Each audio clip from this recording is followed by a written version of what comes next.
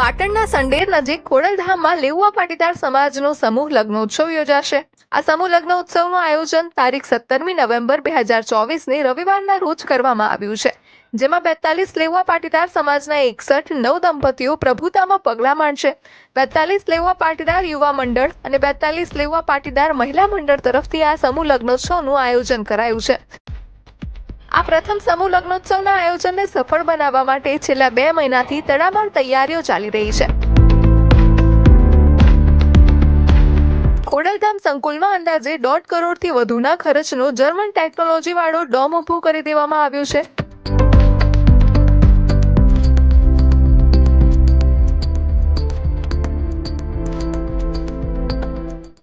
આ ડોમમાં પાટણ, મહેસાણા અને બનાસકાંઠાના 61 નવદંપતીઓ સમાજની સાક્ષીએ અને સમાજના રીત રિવાજ મુજબ લગ્ન ગ્રંથિથી જોડાશે।